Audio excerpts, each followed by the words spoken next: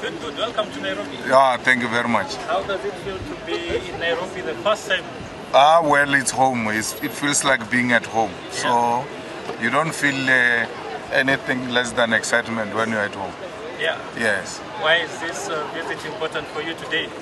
Well, we are coming to launch a Pan-African Institute, an institute that will be established all over the continent, because we have an interest in making sure that the continent becomes one. And this kind of initiatives are more than welcome, because the institute will not only be reduced to Africans only in Africa.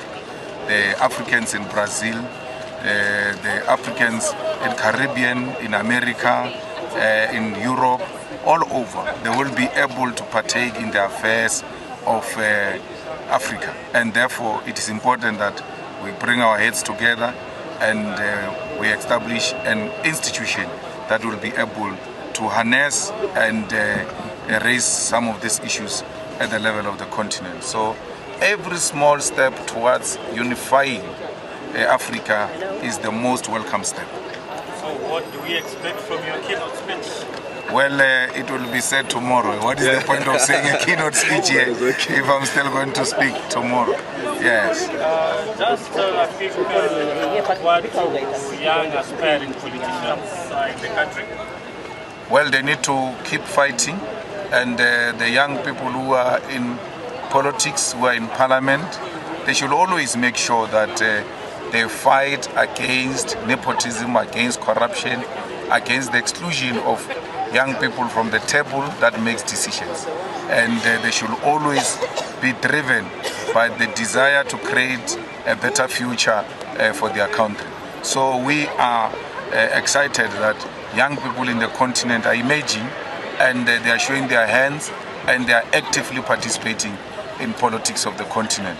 It is the youth of Africa who will be able to stop the decay of the continent. It is the youth of Africa who will protect the mineral resources of this country and the whole continent, and unify the continent, because the unity of Africa is what constitutes the future of all of us. Your visit just comes when the king has left the country, and Kenya was colonized with the British. So what's your take on that? Well, someone told me that it rained after that, so I'm happy that all of those sins that he left here were washed away by the rain.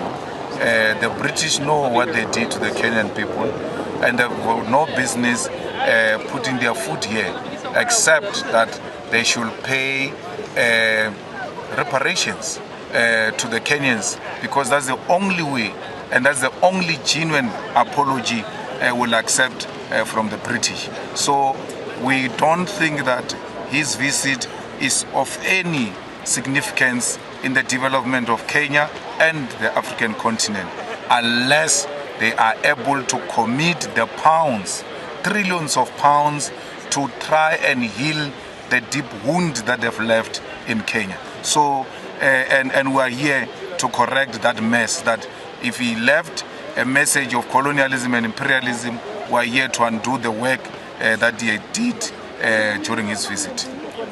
And lastly, if you look at Gaza, if you look at Palestine, that's a very hot issue happening in the world right now.